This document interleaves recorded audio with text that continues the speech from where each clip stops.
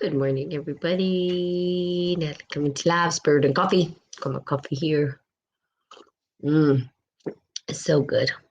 As you can see, I have the Phoenix on my shirt. A friend of mine gave me this shirt, and I have a couple of them with the Phoenix. So just kind of being authentic in what's been, happening in my life. There seems to be this resistance.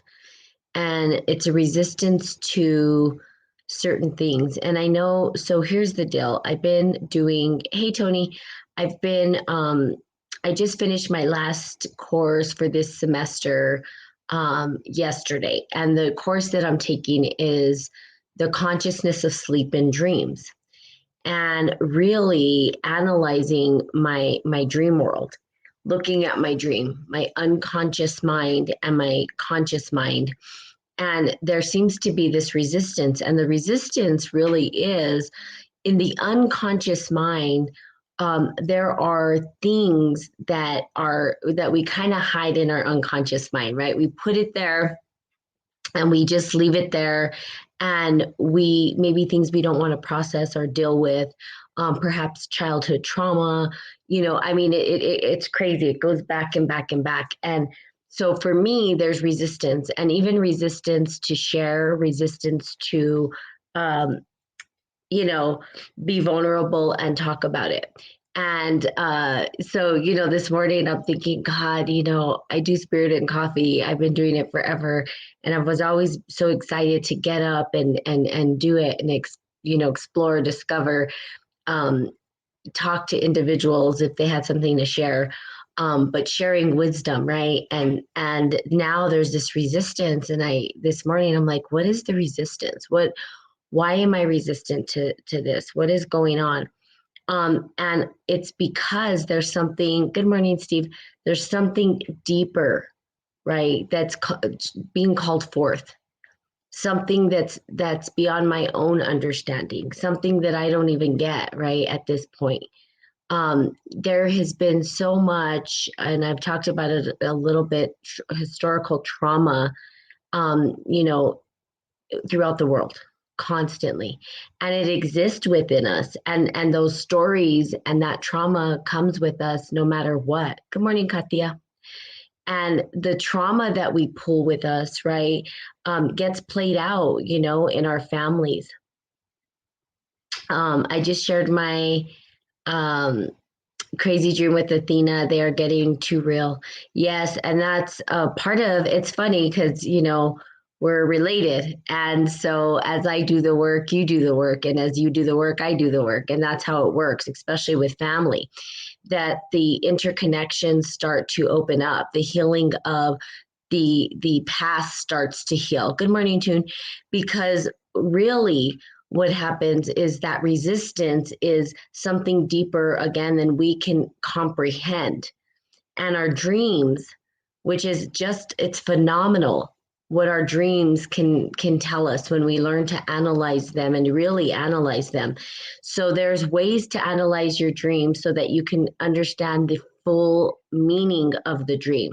Now, going into the website, so before, like, I never really looked into my dreams. I dream every night, remember my dream every day, but I never really looked into analyzing my dreams. I just let them be what they were. But some people go to the websites and start to, well, what does this mean? What does that mean? There's a better way to do it. Okay. There are processes, the Gestalt, you Carl Jung, there's different processes that psychotherapists have actually created and developed to help you to understand what the dream means to you and how you can work with the dream. And it's crazy because the amount of information that you can work with is beyond understanding. Like, for instance, we went through a process for our dreams, and we were asked to get only one object from the dream, one that stuck out, and to question the object. Who are you? What do you, what's your function? Why are you in my dream? What are you here for? And as I was analyzing this one object, okay, just this one. I had a mountain of insight, right? I mean, it was beyond my own understanding, the amount of insight that this one object um, gave to me through my dream. So, really, good morning, Lauren. How are you? How are you? I have not talked to you in such a long time. I would love to connect with you.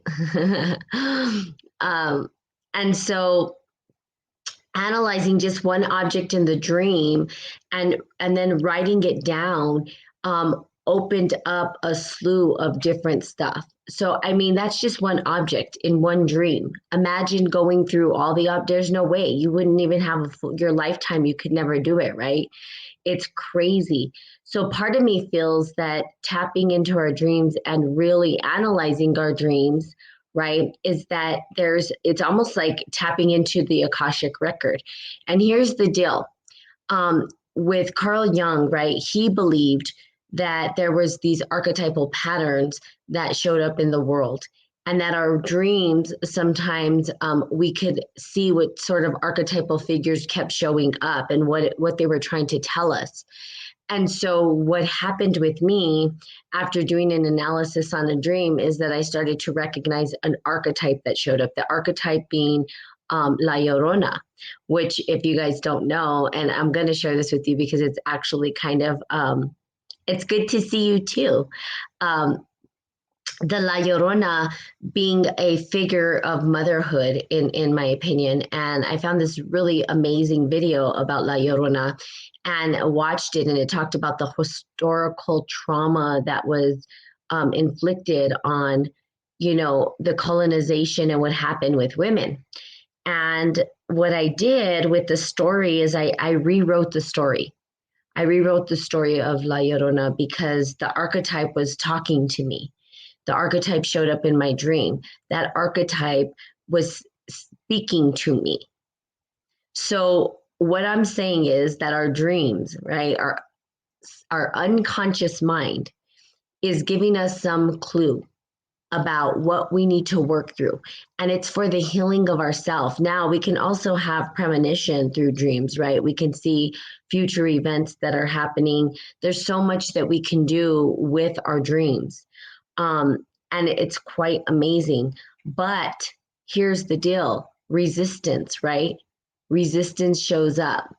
For me, resistance was showing up. I didn't want to sort of dissect what was happening in the unconscious mind. My conscious mind was saying, "Oh no, girlfriend, you're not going to do this," and it's because our waking life experiences.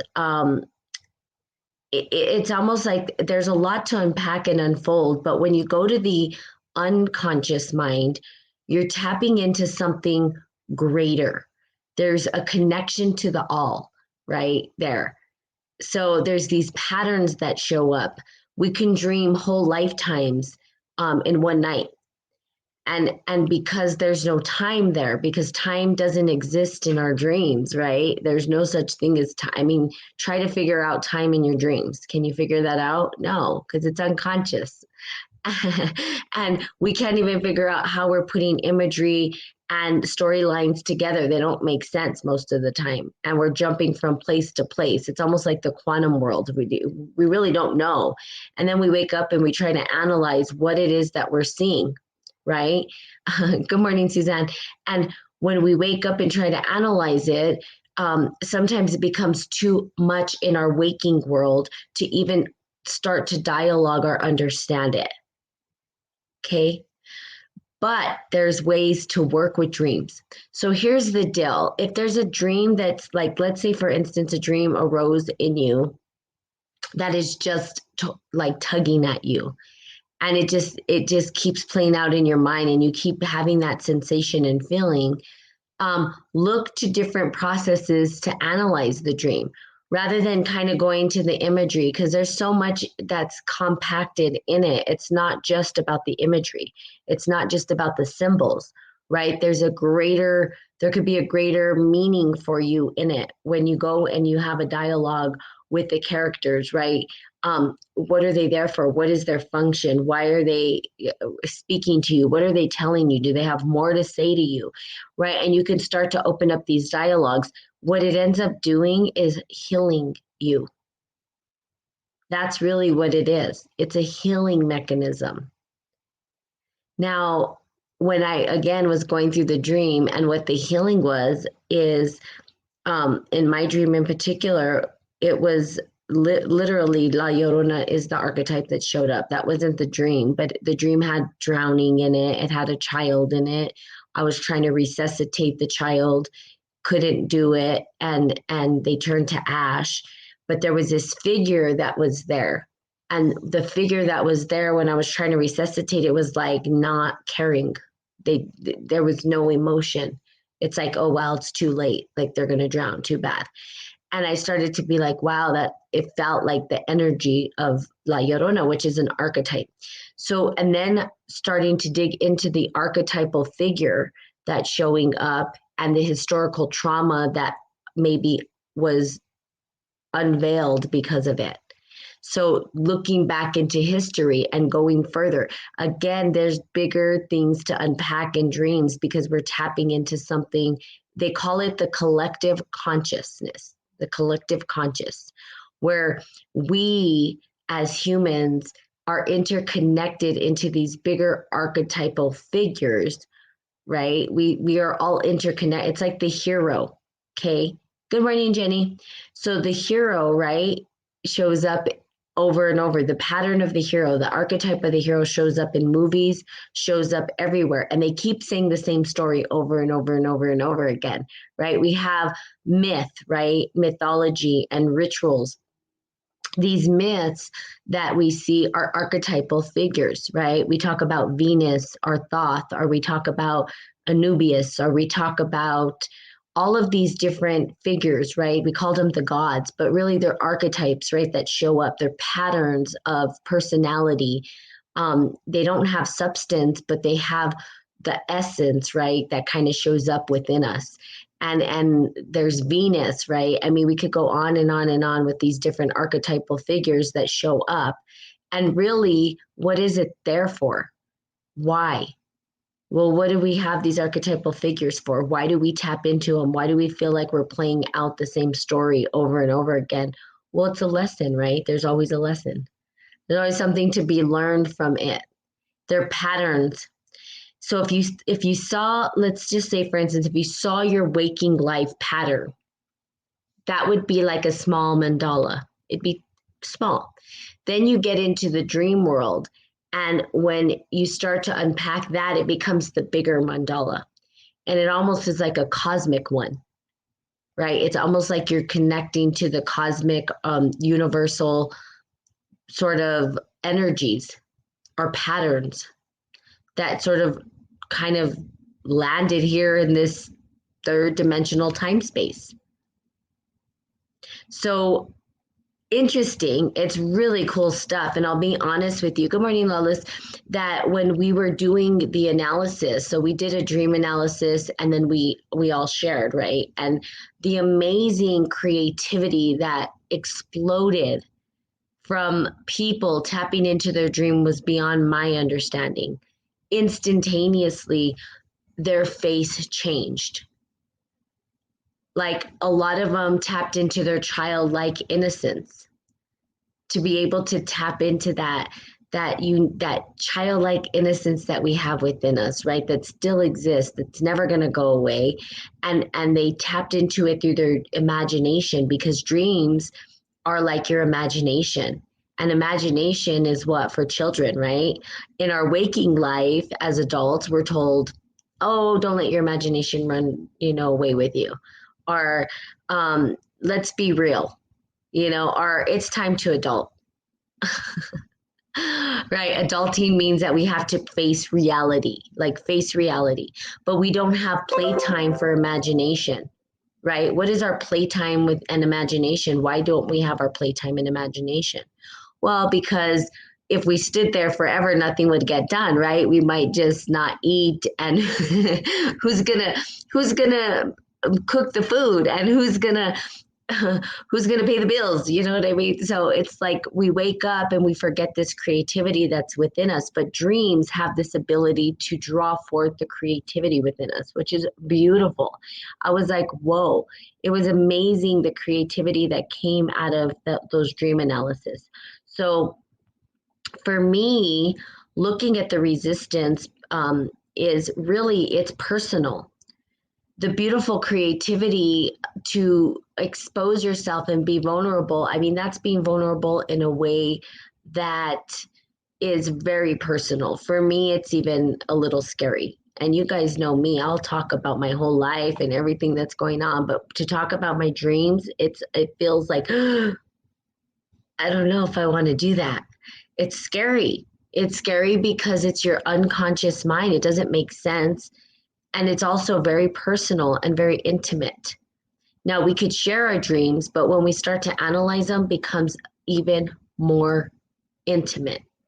It becomes more personal. And what I love about this is that you hold a space of care and compassion and kindness, right? That you get to hold this space where people can share, and it's a beautiful thing. So dreams have meaning. They have a function. Otherwise, they wouldn't exist. Why would we dream if there wasn't something there? Well, it is. It's our unconscious mind that's trying to process what we are experiencing in the waking world. Our consciousness is trying to it pulls it in, and then our unconscious mind says, well, how do I make sense of what I couldn't process? Or how do I rectify it? Or is it still haunting me, right? Because there's people that have nightmares, right? There's dream paralysis. There's all kinds of different things that happen in our dreams because we're in a vulnerable state, right? We literally, it's almost like our body goes into, it's dormant. It's almost like it goes dead, right? During our sleeping time. When you're completely asleep, your body's fully vulnerable, completely vulnerable. And so when we talk about them, of course, it's going to be vulnerable. We're letting go of everything, right? We let go, we surrender to the night. We surrender to what our unconscious mind has to tell us. And so the Carl Jung was an amazing person. And I really never, like I said, never really dived in. I knew he was a psychologist, but I didn't really know that he was really big about the dream world. I had no idea, like literally until just recently, which is interesting. And I imagine it's because, good morning, Melissa, because I wasn't ready to analyze all that's happening in my unconscious mind. Once you tap in, you're connected to the web. It's like you're connected to everything. And when you start to see the imagery and everything, it almost becomes too overwhelming, right? I was so overwhelmed when I started to write down my dreams because it was like I dreamed not too much, but I remember too much. And it's too much to analyze all at once. And so what I was told by my professor is like, look, just write down one dream a week. Just journal one time a week. Hey, Jeff, good morning. And then take those dreams. So when I decided to analyze one of my dreams, I took the one that was really just kind of kept playing out in my head. It just kept playing out and playing out and playing out. And I said, okay, this is the one. And I wanted to analyze another dream. But what happened, right, when I was really able to sit with it and the creativity just started to flow through me, which is kind of cool, right? So we can do, and there was people who did poetry and dancing, and someone created a whole outfit. And I mean, it's just quite amazing what you can do when you start to tap into the imagination.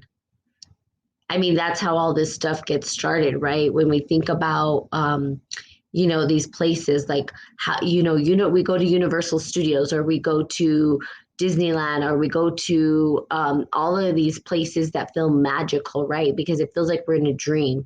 But really what that was a creativity. It was tapping into the imagination to create something else. Well, that's what our dreams give us. They give us the opportunity to explore the imagination within us, which is awesome. Like we have this great ability to tap into our creativity. So I never thought I was fully creative. Like I'm like, I'm kind of, but not really, and now I'm like, oh, well, now that I'm honoring my dreams, maybe I can be creative. I mean, I have people who made music. There were individuals who actually made music, dream music. So amazing and phenomenal. Like I just can't even describe. So if you are a dreamer, and if you're not a dreamer and you are seeking to remember your dreams, you can start to journal when you do dream. Journal, and that'll probably ignite some more of that in you. And then when there's a dream that really, really sticks out to you, something that you really kind of want more meaning behind it, or if it's a dream that you've had a dream over and over and over again, and you're really wanting the meaning behind it, I don't recommend just going to a website and asking like, what are the images and what is the meaning behind it? No. What I would recommend, and the only reason I don't recommend this is because you have the wisdom within you to know what is important to you and who you are. And so I would say go in and find a way to analyze your dream using different approaches. I think Gestalt is one. Carl Jung is another, but you might want to go, how do I, analyze my dream? And then what you pull out of it is going to be something so phenomenal. You can't even imagine the miracles that get pulled out of it when you do it that way.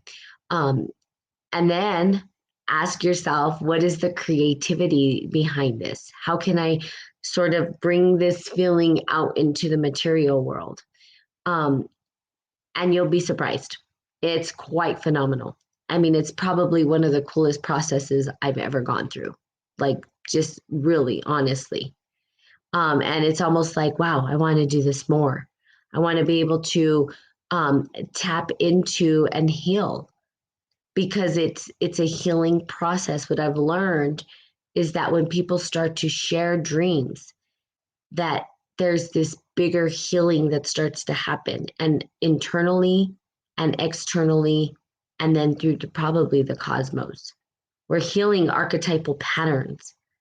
These are patterns that have been played out before we were born, before our parents were born. I mean, back centuries ago, right? Archetypes come to us through our dreams. I mean, these are ancient archetypes. They're not stuff they're storylines that have been played out